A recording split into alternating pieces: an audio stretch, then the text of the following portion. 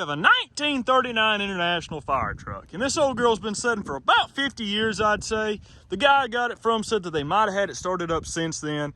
But in 1946, the fire department fell in on it and bent the side end and caused it to have the good old windshield delete package there. And I guess the side lamp delete package as well. And they didn't use it anymore after that. She's got 5,499 original miles on her, so the engine shouldn't even be broke in just yet, as you can see right there. But it's in pretty rough shape. I don't think it's been running for probably 50 years or more because the engine is locked up dead solid. I've tried pulling over on the fan, but we'll get her running here in a minute, hopefully. All in all, it's all here. It's missing a few pieces that people have carried off over the years. One of the guys said that they carried the siren off and stuff like that, so it's missing a few things, but all the hoses are still back here. There's probably, they're probably 50 or 100 feet long a piece. There's probably 1,000 foot of hose back here, and a fortune in brass because these bad boys are like 5 pounds a piece, and I don't know how many of them there are in there. And this side's a little bent too, so. It does have the original tires still on it because, well, she's only got 5,000 miles on her. Them are the ones she left the factory with, I guess. Too bad they're a little dry rotted. This thing's just neat as can be. I did have to have somebody haul it because this thing weighs like 11,000 pounds, and I only have a 7,000 pound trailer and a half-ton truck. Them are the fire nozzles for it. I think it's missing one that went on the other side, but at least we got 2 of them. It's missing all the fire extinguishers. I'm sure they took them off after the building fell in on it. Underneath the hood, we do have a good old inline 6 that is locked up dead solid, but that's how they normally are. Let's see. The hood's a little weird here. You gotta flop it back like that, and these plugs are probably 50 years old or so, so I'm gonna say someone messed with it, probably had it running back in the 1970s or so, maybe sooner than that, but with it being locked up, it's been sitting a long time, especially with it all being sealed up like this and this intake being on it, the oil bath, because that normally keeps the moisture out of them. But as you can see, she is locked dead solid. So the next order of business is we're going to heat these old spark plugs, and hopefully our impact sockets will get on there because that's all I brought down here with me. And we're going to soak all these cylinders with a good old PB blaster and transmission and acetone, and hopefully she'll come free pretty easy, and maybe we'll get her running and maybe driving around down here. Before we heat these old plugs up, we'll spray them with PB Blaster and see if that works first, because it doesn't seem like they've got a whole lot of moisture on them, so maybe they'll come loose fairly easy.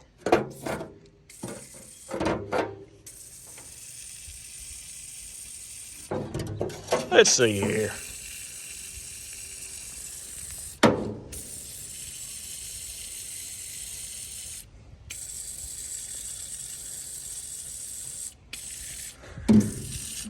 You know, I didn't even think about checking the oil on this thing. Boy, that does have a long distributor tube. Look at that thing. It goes all the way from here, all the way down there into the block, yeah, all the way down to there to the camshaft. I'm going to say the oil dipstick's on the other side. I'm going to go ahead and flop the hood over, and we'll see how much oil's in it or how much water's in it, because most of the time, we end up with about 5 gallons of water and about a gallon of oil in these old girls. There we go. There's a old dipstick right here, and then there's this, I guess that's a support bar to hold this thing together. Oh. It is on empty, so, I mean halfway, so at least it's got half the oil it's supposed to have in it. And it don't look too bad, actually. I don't think there's any water in it, at least. Grab that extension, and, well, we're going to try it without a cheater bar here first, and if it's still too hard to get out of here, we'll heat them up with a torch. Oh, no, that's easy. Never mind.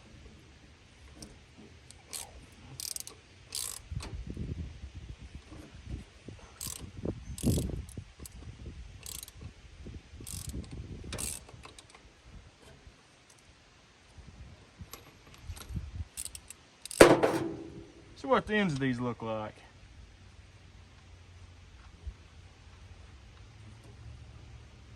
Quite a bit of carbon on them, but I mean, no rust just yet.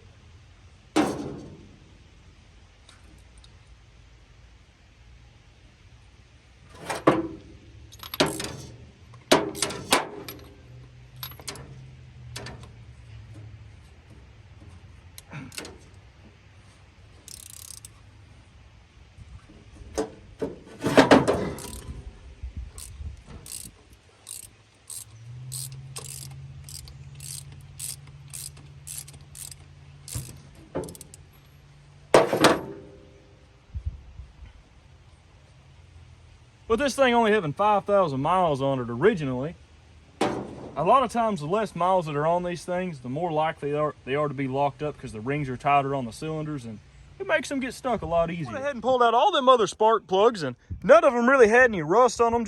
Well, that one does a little bit on the inside, and so did a few others, but nothing too major. They just had a bunch of carbon on them. This thing may just have 5,000 miles on it, but it probably has a whole bunch of idle time on it if it was really ever used. Let's see what this cylinder looks like. Oh yeah, that's why she's locked up. If you look down in there, you can see there is a whole bunch of surface rust on the sides of it. Right through there, you can see all that. And let's see on this one. Same way on this one. That one has a whole bunch of surface rust. Well, you guys can't see. That one there has a whole bunch of surface rust as well. Same way with that one. And that one don't look too bad because the piston's at top dead center. And this one back here is the same way. Whole bunch of surface rust on it. So I'm going to say that's why she won't turn over. And it takes a long time for the rust to get like that. But we're going to go ahead and, well, fill them with acetone transmission fluid and some PB Blaster and let her set probably for a day or two. It may take longer, and work her back and forth. We should be able to break that loose because none of it's that real mean bumpy rust. It's just that surface rust they get from drawing moisture. Time to go ahead and pour the acetone and transmission fluid down in here. And we got the first quart of it mixed up, and it's that nice red color up top, and it's a little bit of a darker red down at the bottom. And we got our fancy handy dandy funnel I just made here, and hopefully we don't make a mess. It ain't full yet.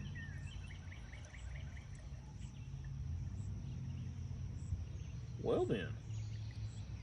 Okay, I think it's full. Yeah. We got one of them full.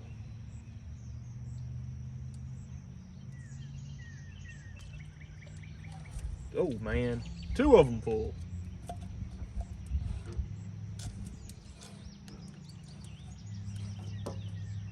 Is that catch can getting it? Yeah.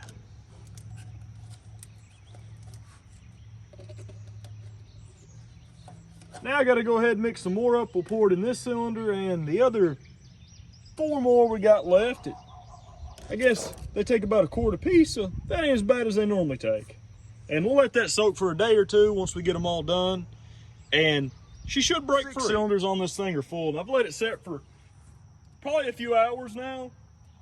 Maybe 1 or 2 hours, maybe a little bit longer.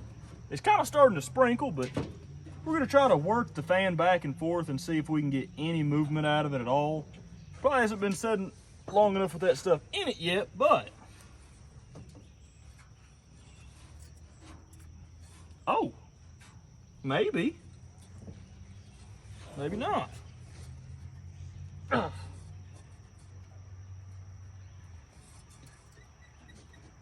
Nope.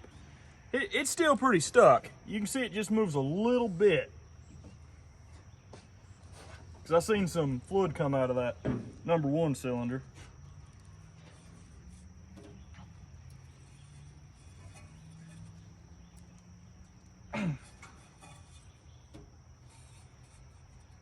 Sometimes if you do this though, it helps loosen them up. This hood being like this makes it a pain in the butt to try to grab the fan.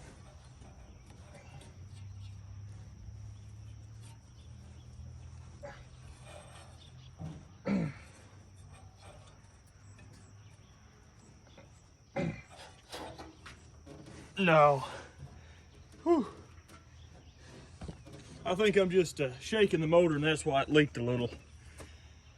We're gonna go ahead, just let her set overnight, and tomorrow we'll check on her, and if she's still locked up, we'll give her another day or two before we try that starter, because I don't want to break the rings off in this one, because they might be stuck real good. We'll let the engine set overnight with the acetone and PB Blaster and transmission fluid in there, and we can get just a little bit of movement back and forth out of it. Just, I mean, the littlest bit. Not even enough to really notice unless you look down there at the crank. So I'm gonna go ahead and we're gonna try to bump it with the starter and see what that does. First, we gotta put a battery and all that on it. And if we can't bump it loose with the starter, we'll hook onto it with the truck and pull it a little bit. I don't think it's stuck hard enough for us to break anything, so we'll bump it with the starter a few times and it should whirl over. Over here is where the battery goes. It has these are the brass instead of lead. We'll have to sand them a little bit because they are fairly corroded, and we do have the start of a good old rat nest down in here. And other than that, there ain't much in the battery box. That looks to be the starter button, and I do believe it is stuck, but we can just jump it across there if we have to. And it's not a kick down, so we can't use our crowbar on this one. It's just the one with the normal Bendix, and you can see right there's where the starter button is. So I'm gonna go ahead and clean them battery terminals up, get back with you, we'll throw a battery on it, and hopefully the starter will break this motor free. They normally do. Got the old battery hooked up on there. Not sure if it's gonna work just yet, but I got a hammer to hit the old starter button with, and we're gonna see if something happens.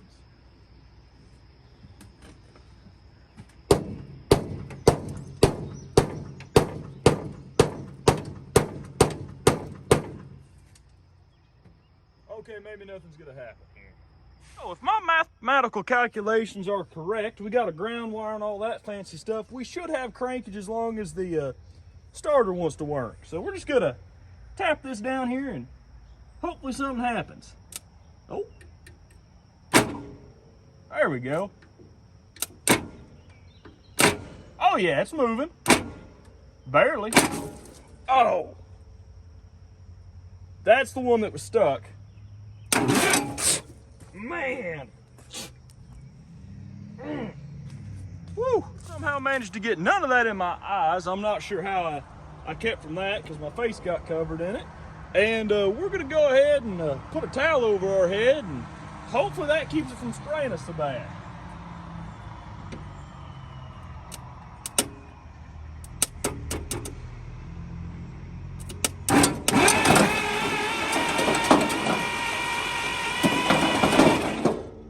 What is that noise? Something's hitting something.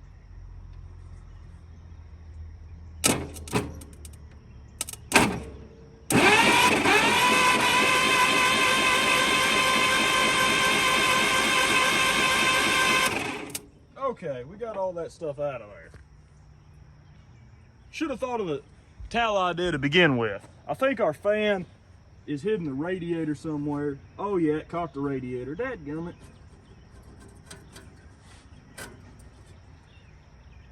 We got all that out of there at least. I'm gonna fix the fan. I'm not sure what it caught. At least it didn't knock a hole in the radiator. That's the good thing.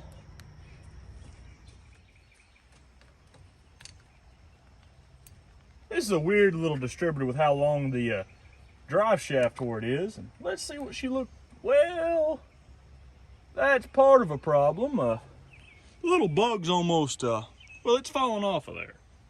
We got some super glue in the truck. I'm gonna go ahead and super glue this bad boy, get back with you guys, and we'll clean them points up. Points on this are fairly corroded. You can see all the stuff falling off of them. We're gonna go ahead and sand these up, and they should be good to go for another 100 years here. I think we got them points all nice and cleaned up. We'll spray them off with some acetone here to get the little bit of corrosion that's still left on there from sanding them. And now it's time to address the cool situation and the spark plug wires, because I think we're missing 2 or 3 of them. And other than that, we're just about ready to see if she'll get fired. Got the cool all nice and hooked up, and let's see if we have any spark out of these points. Oh yeah. Yep. You can see the cool wire spark jumping there because the distributor's soaking wet. Now we got to go ahead and throw the little bug in there. I did solder it back together, throw some plugs and whirl her over a few times, and she'll probably start on the 4th or 5th whirl over, I'd say. And soldered and super glued this thing back together. It looks terrible right now because it poured down the rain while I was doing this, and it didn't want to stick back together. So this may or may not work. We're just gonna throw her on there and throw this cap on there and hope for the best. And the best maybe it just falls apart.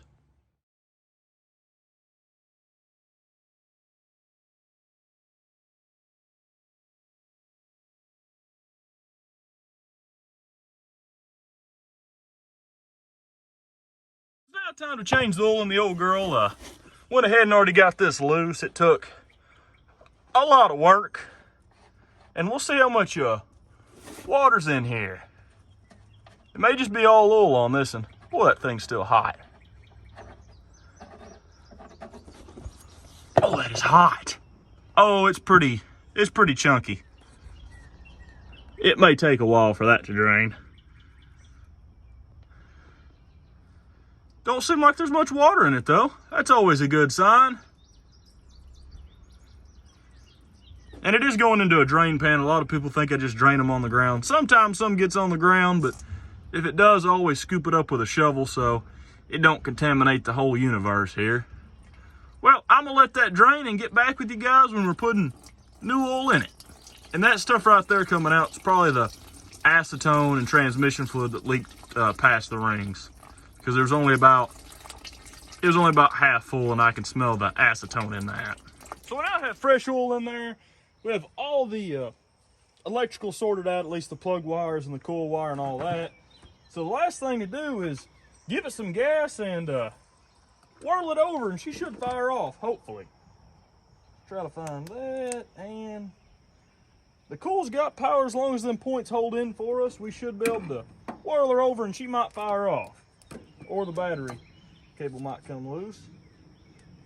Either or. Try this again.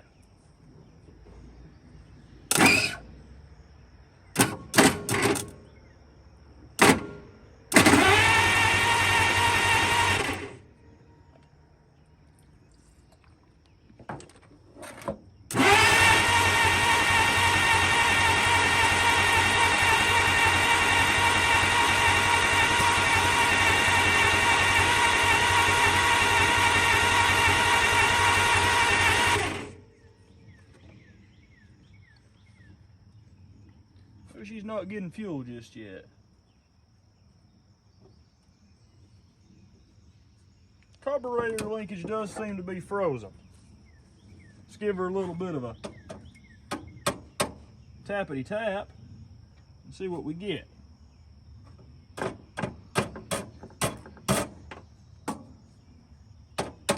gonna go inside and mash down on the gas pedal and see if that helps us out.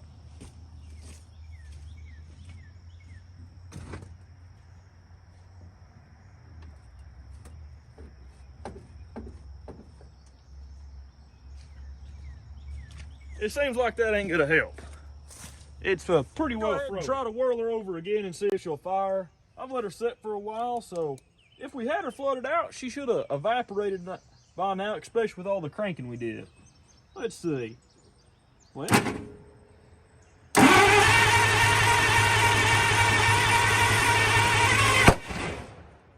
woo! We got a stuck exhaust valve. It looks like there's only 2 bolts holding this down. I think the other one's just a breather tube, and I don't think this is holding anything. I may be wrong though.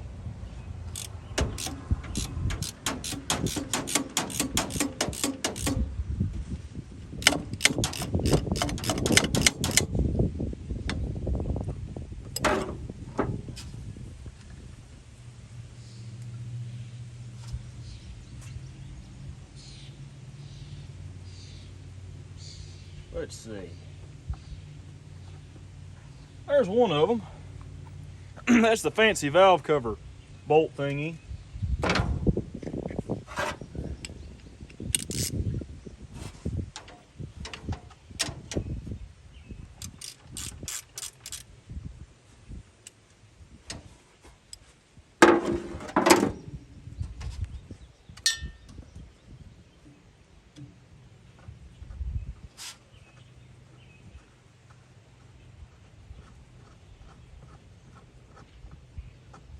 There's number 2. That may be holding it, but I'm not totally sure about that. We'll give it a taparoo with the old hammer and Okay, it's loose. Just set that there somehow, some way. And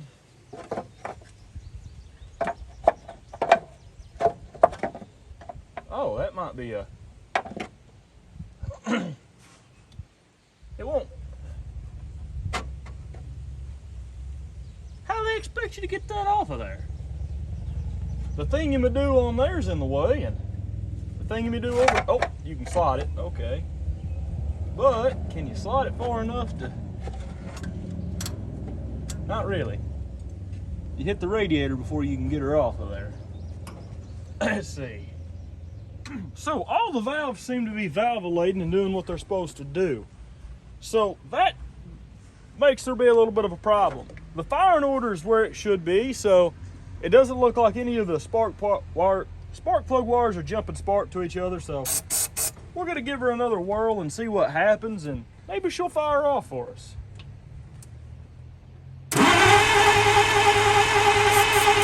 You know what? We better hook the coil up. That might help it actually get fired. Not sure though about that. Let's see.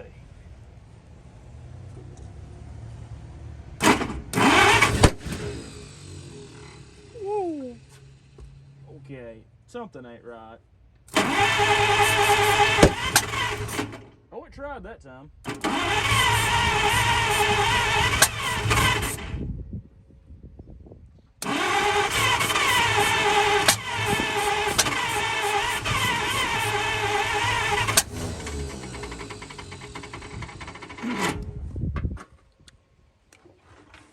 Other than about going deaf, it looks like all the valves are working, which is strange.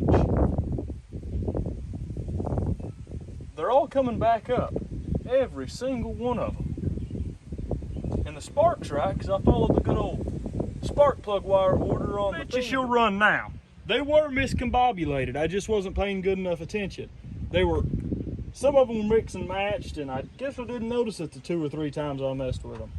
Maybe she'll fire off now.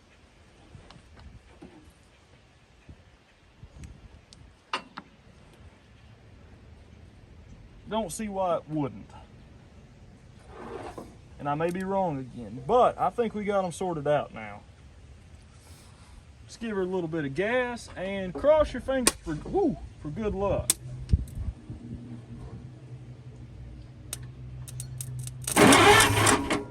Oh, maybe not. There we go.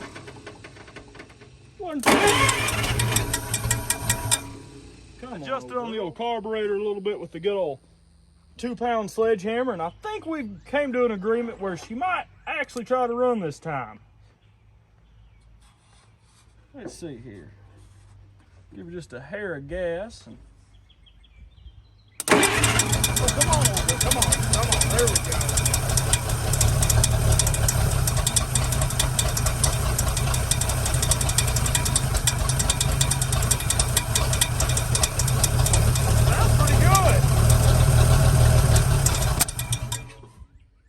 Maybe not.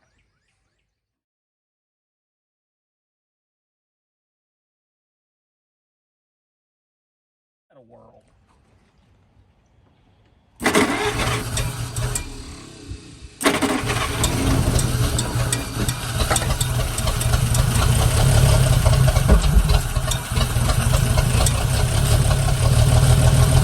There we go.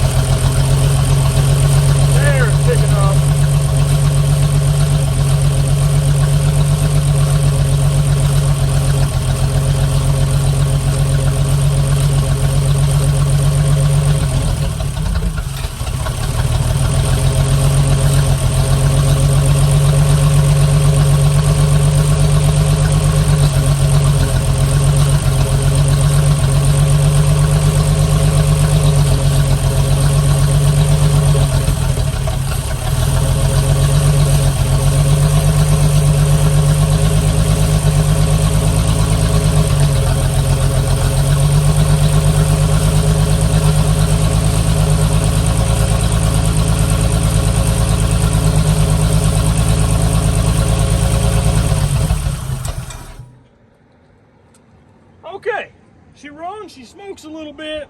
I'm gonna go ahead and put some water in the radiator now that we've got her running and let her run for a bit.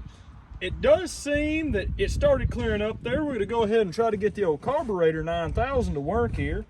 And we're gonna see if we can keep her running for a while longer and see if she'll move back and forth or maybe drive a little bit.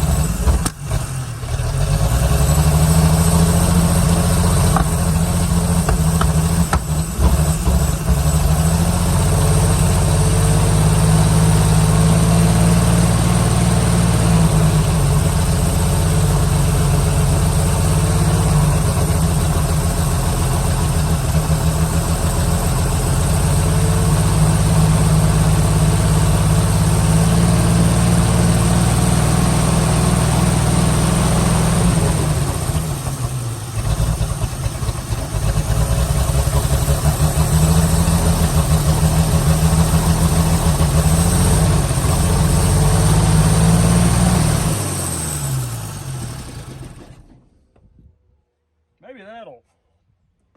Whew.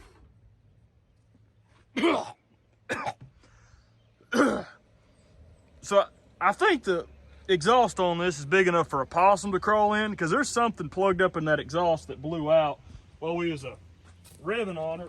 I don't know what it was, but boy does it smell. It don't smell like the normal rats that are in these things. It smells like it was a bigger creature of some sort. See how our radiation situations. Oh, woo, that stuff's already hot. I guess the thermostat's thermostating, or it might not have one in it. So, the carburetor's not really feeding fuel. And the thing tries to run at full throttle. I think that's because that came loose. That may be my fault there. I think it is. There. That should fix that. And I think we're going to go ahead, since we've got her running, and I think we blew all the junk out of the exhaust.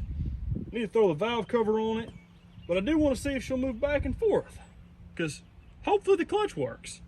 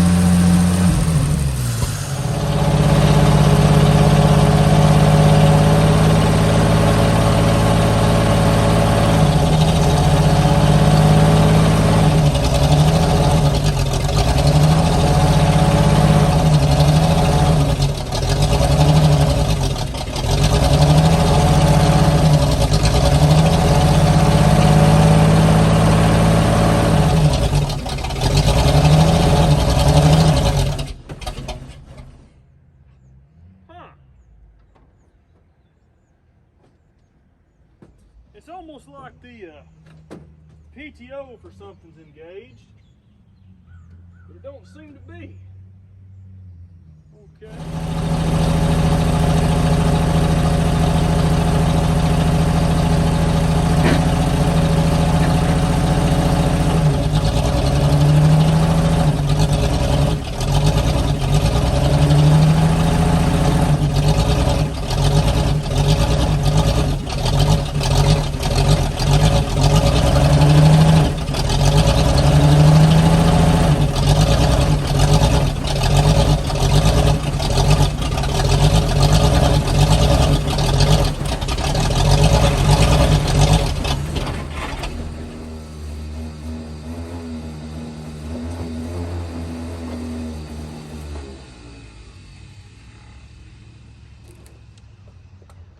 The problem has been found on why she will not move.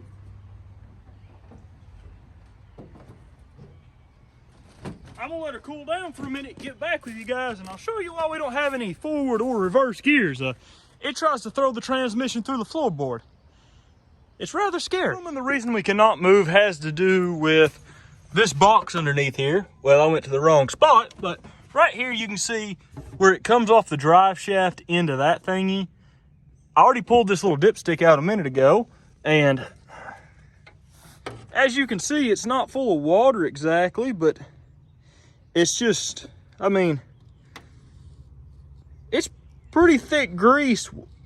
I think whatever that box is, whatever, because it goes to the pump, maybe it looks like it splits the drive shaft to a gear to run up here to the pump unit. Something in there is locked up, because I'll show you in a second. When you let on the clutch, it just torques the whole transmission and tries to pull the transmission and motor through the floorboard, which is kind of spooky.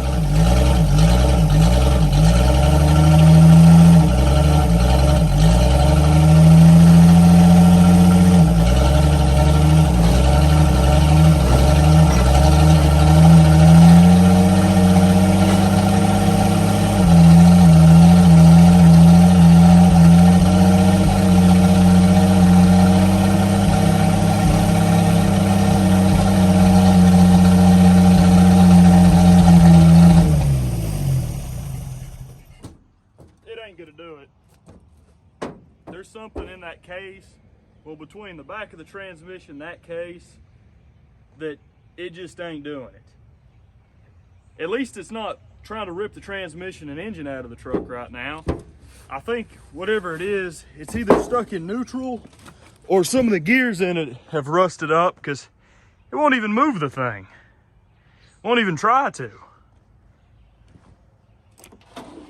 Girl running. Sadly, we couldn't get her driving, but I gotta say she runs pretty good for setting for 50 or so years. At first, we had the spark plug wires out of order. I assumed they were in the right order when we first started messing with it, but at some point they've been messed with in the past, I guess, and they were a little bit out of sorts, but we got that figured out. I thought it was some stuck valves, but it might have been, but I'm gonna say it was mainly the good old spark plug wires not being where they need to be. The reason she will not move anywhere is due to this big giant gearbox thing that I showed you guys. Oh, wrong side. I showed you guys earlier. This dude right here is locked up somewhere. You can pull the thing and it'll roll easy, but when the transmission's spinning and the motor's running, it torques that box and tries to spin it, and it will not let it move no matter which direction you're in, no matter how high you rev it up or anything. It just, like it's frozen solid. I'm gonna say, since this thing has been outside since 1946 and has been full of water and froze and busted a million times, like this piece here that's like a 1/8 of an inch thick's even rusted through, so that's probably why that thing won't spin, because maybe that's tied into the rear end somehow.